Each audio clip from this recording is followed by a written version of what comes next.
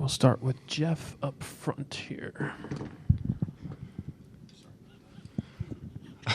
We can share this one.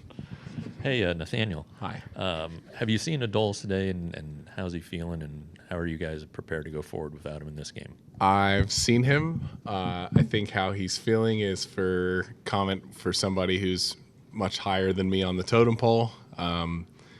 Yeah, we're gonna adjust. We're gonna compete.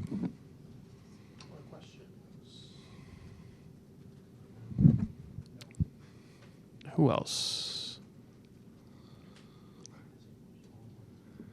We'll start with Sean, then Levi. Go ahead, Sean.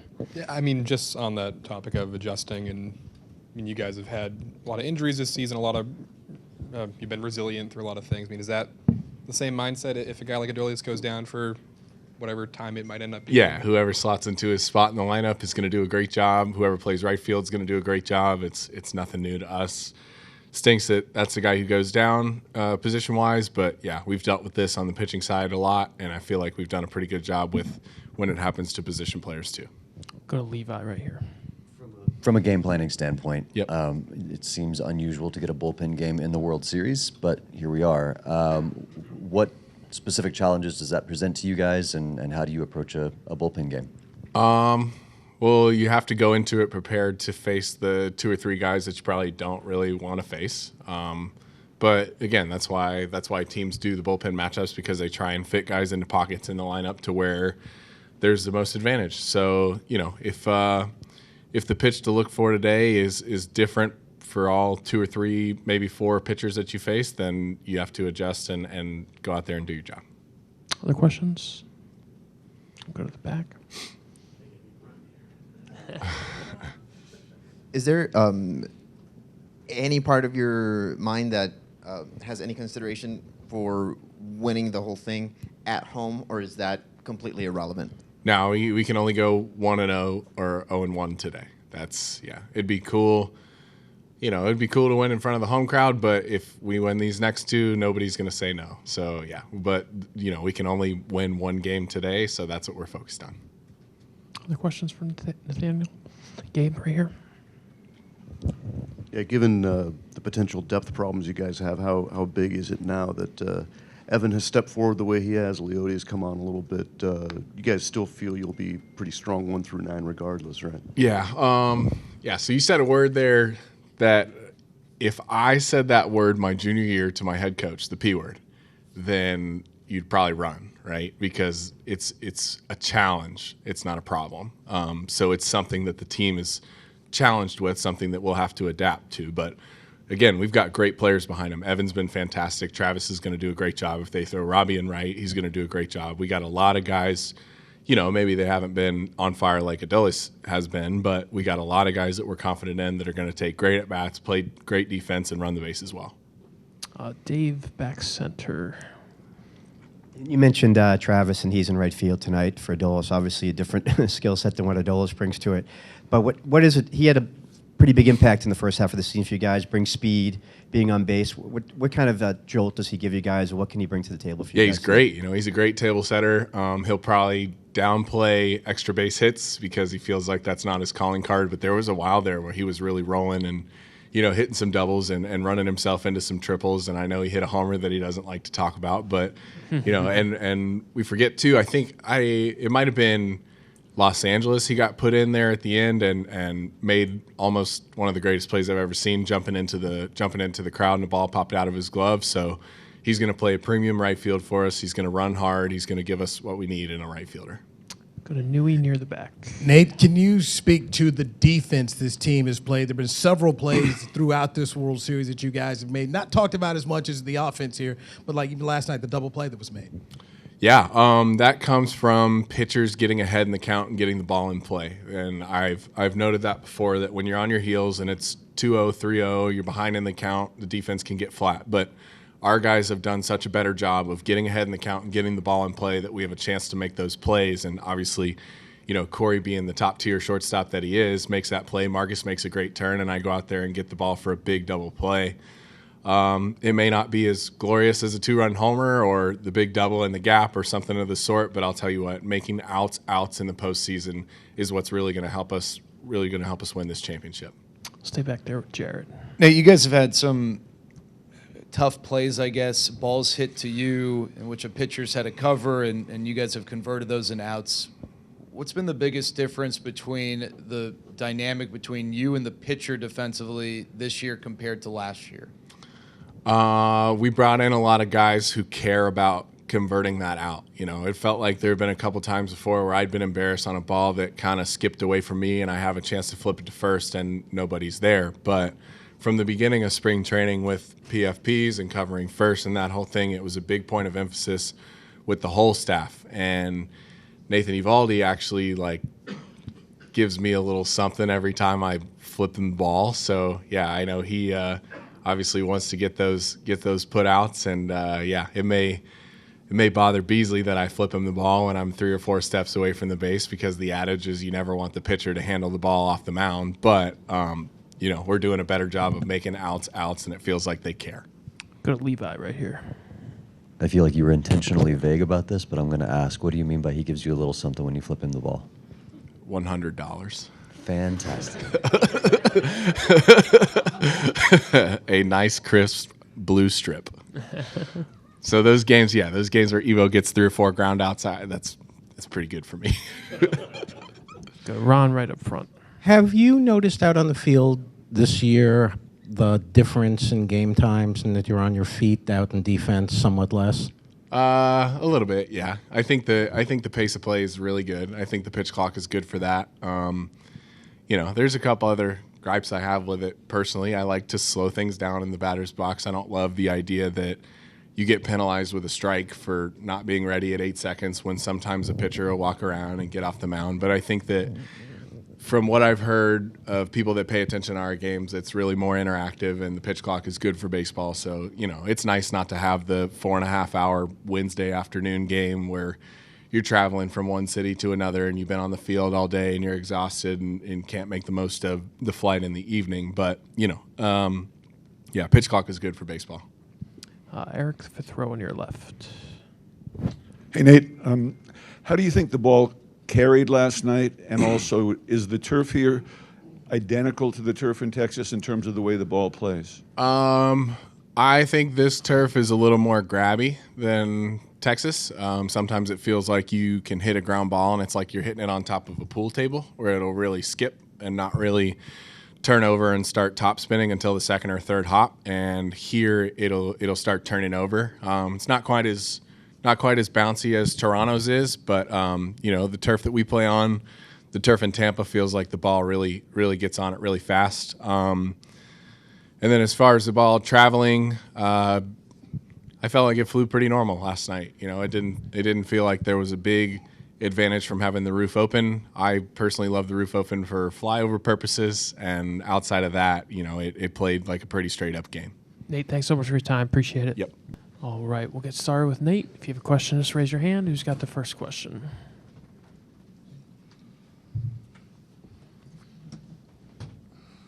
We'll start with Levi right to your left, Nate. I promise there's a serious question coming on the back of this, but the first question is, Nate Lowe just revealed that you give him $100 every time he flips a ball to you to cover first base. Was that your idea? Where did that come from? Yeah, more so mine. I mean, I feel like a lot of the times we come over there to cover the bag, and he wants to take it himself, and I'm like, I'm already over there. Like, flip me the ball, and I had to make sure that he would do it. Last year, I think pitching defense was not great for the Rangers. And I talked to Brad Miller earlier this year. He said from the very beginning of spring training, you showed up and you were like, here's a list of things that we need to change. Was that on the list, and how do you go about sort of implementing that as part of the culture? I mean, I don't think that necessarily was on the list. I think that was more of Mike Maddox. I mean, he is just like, it's about the little things. You got to capitalize on all the little things to make sure that they don't become big things. And covering the bases, the little fundamentals, covering, bunt plays, and making sure you're backing up the bases, doing those, your part essentially, prevents other things from happening. You're not backing up a bag and the ball gets overthrown. The runner comes around and turns into a run. So you want to control the little things that you can control, and I've been thankful enough to where I've been around a lot of really good organizations, and coming in here at the beginning, CY had made sure, like he said, hey, be vocal about what you see, like if there's any changes that need to be made, and I was vocal about it. I was trying to help out as much as I could, and some things I think helped, and maybe some others didn't, but we've been really successful this year, and I think we've done a really good job in controlling the little things that we can control on the base paths and the bump plays, and making sure that we're over there when we need to be. Any questions for Nate? We'll go to Sean. You guys have, I think, 4 or 5 starting pitchers in your bullpen now. I mean, how tough is it to make that adjustment for them, and what have you seen out of that group this postseason in their new roles, I guess? That's why I always say starting pitching, it wins championships. If they're struggling in the rotation, they move to the bullpen. Now they become a long man. They can be efficient. I feel like when your arm's built up, 70, 80, 90 pitches, and you go to the bullpen, it's as if you're throwing a bullpen on that day. And, the adjustment is having to get ready to go back-to-back days or having one day off and getting back into a game. But I feel like that mentality as a starting pitcher, you wait every 5 days until you're able to get back on the mound. And now being able to take the ball every 2 or 3 days, it's exciting as a starting pitcher. I experienced it in the postseason. I loved it. I had times in my career where I was sent to the bullpen because I was struggling in the rotation, and it helped me out a lot. It gets you into that attack mode mentality. You're not trying to go out there and go deep. You're just going after each batter that you face, and I think that's where some of the success comes back for the guys. Kevin, about 6 rows back in the middle. So Nate, can you speak directly about John Gray and how he's been able to do that, especially in this series, and just kind of been a wipeout? Yeah, John's been unbelievable for us. All year I feel like he's kind of flown under the radar. He's had good outings, bad outings. I feel like he hasn't really got the run support this year to really put him up there. But I feel like he's got a rubber arm. The ball jumps out of his hand, and even in the bullpen sessions in between his starts, he would be letting it eat. He'd be 94, 97 in the bullpen, and a wipeout stuff with all of his pitches. So seeing him go into the bullpen, it's not a surprise to me of how much success that he's having. He has that attack mentality, and again, with those 2+ pitches, his fastball and slider, being able to command both of those and attack the guys. Anytime you're ahead of a hitter, you can get away with a few more pitches, I feel like. And, last night it was unbelievable what he was able to do for us. He came up big for us when we needed him the most and covered 3 big innings and left them all out there. Across from the last one in the back, Dave. Nate, when you guys started the season, obviously the Rangers had put together what they thought was a great rotation to get him where you're going. It didn't unfold as planned. It took the front office, bringing in some reinforcements. What does it say about kind of just the journey and the work it takes for the organization as a whole just to make a starting rotation work and get you to this point? It's very tough. I feel like if the teams that I've been on, if you've been able to keep your starting rotation healthy, then, you end up most of the time being in the postseason, I feel like. I think we came into the season with 7 starters, and then we picked up 2 more along the way, and having other guys step up in that role that were our long men out of the bullpen and coming back into the rotation. A few guys go down, but you're going to have to face a little bit of adversity in the season to have success, and I feel like that was one of our main things this year is we had a lot of key players, not even just pitchers, but a lot of guys step up when other guys went down and fill in their role nicely. Up front to your right, Ron, we'll get you the microphone. When you have consecutive starts against the same team, I think you've had it 3 times this year, do you go through and conscious of using different sequence, or do you just play to your strengths or a combination? I try to play to my strengths, but at the same time, I try to learn from my mistakes that I had. Coming in this next start against these guys, I'll be pitching a little differently, but at the same time, just continue to use my strengths and attack their weaknesses. Anything else for Nate? Am I missing anybody? All right, Nate, thanks so much. Perfect. Appreciate it. Thank you. All right, we'll get started with Bochy, who's got the first question. We'll start with Evan on your right, Bochy. Bruce, can you give us an update on Adolis Garcia and whether or not you envision him being able to help you guys any point in time the rest of the World Series? Yeah, well, he's not playing tonight, obviously. You've seen the lineup. He did try to take some swings. He's been getting treatment. He does have a moderate strain of the oblique, so, that's never a good thing, to be honest. So Right now, he's on the table getting further evaluation.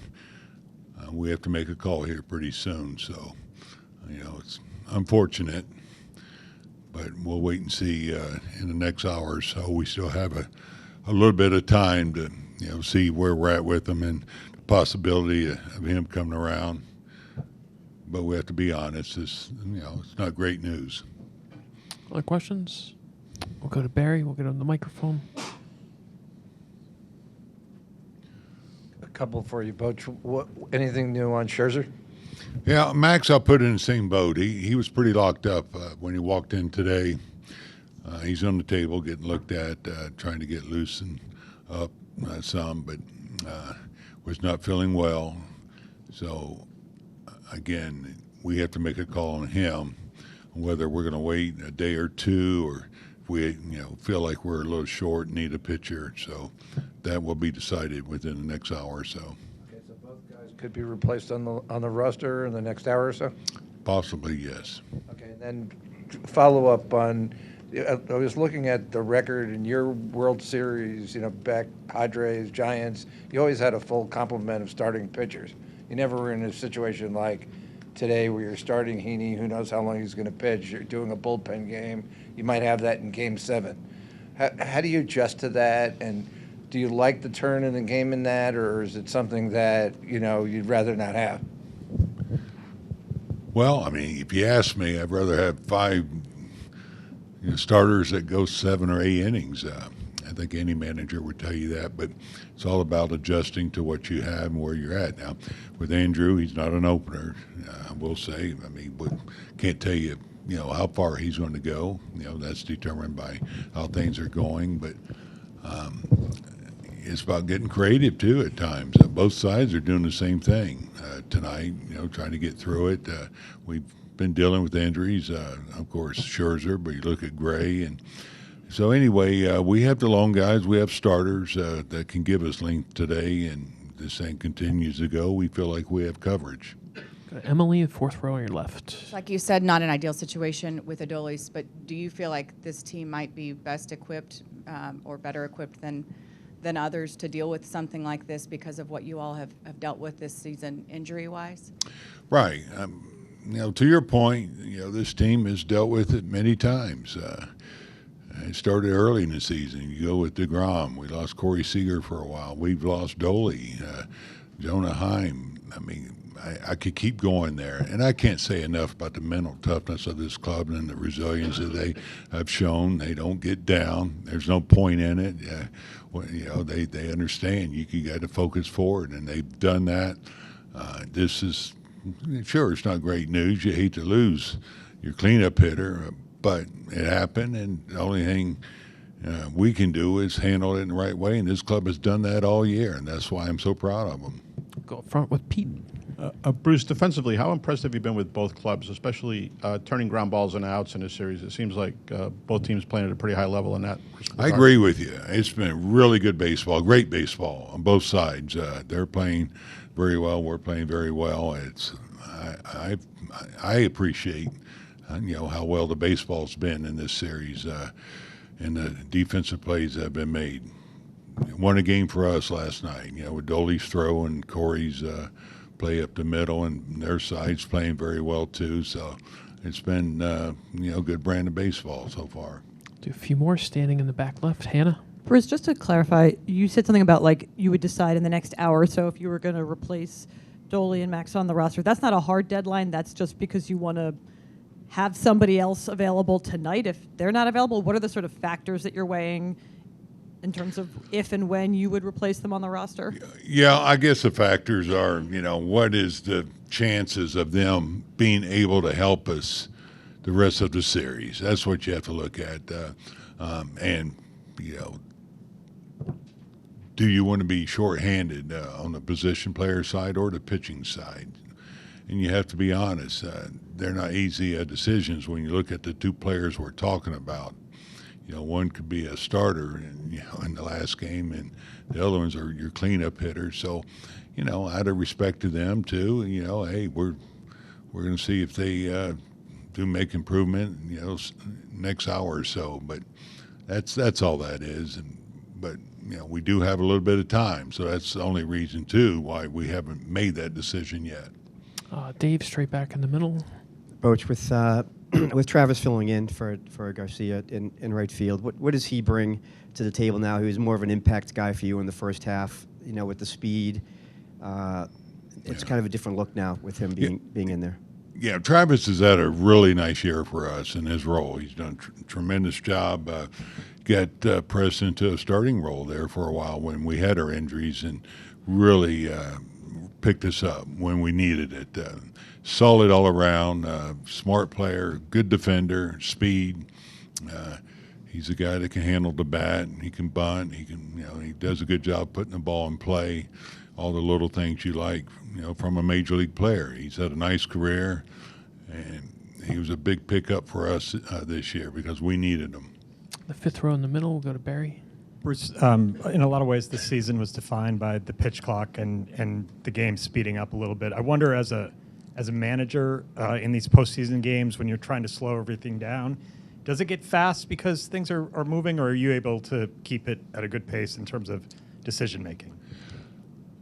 I love the pace of the game right now. To be honest, I enjoy how it's been going as far as baseball in general during the season, and it's what I'm used to. So no, I don't think it's now. There's times I don't think it's gone too fast. There's times when we think we need to slow it down for maybe the pitcher and with the timeouts or step offs or whatever. But as far as my end, no, I love the pace that we're playing with. Go to Evan back on your right. Bruce, can you talk a little bit to the idea of how you weigh the situation in terms of what you did in right field? You have Grossman, who started a lot for you as a DH and in the outfield. He's kind of more of an offensive guy, and you've got Jankowski, who's got the speed and the defense. How did you weigh those two factors to come to the idea that Jankowski would be the guy to go with? I'd say more than anything, Jankowski he's such a good defender. They're going to be using everybody out there, so it's it's hard to pick the matchup you want on the starter in a game like tonight. So I guess that probably weighed as heavily as anything is, they're going to see different pitchers. Right now we're going with our best defense out there, and we'll adjust as the game goes with the matchups, who's on base, things like that, pinch hitting. Again, wait and see what's going to happen with Garcia, with the possible change could have another player. Third row on your left. Bochy, Josh Young moves up in your lineup tonight. We've seen him battle through the thumb issue, put up good numbers still in this postseason. What do you like that you're seeing from him at the plate, and what kind of support does he provide to the top of your lineup? Yeah, well, that's his normal spot. That's where he's hit for the most part this year. So putting him in a familiar area, so I know there's a sense of comfort for him there.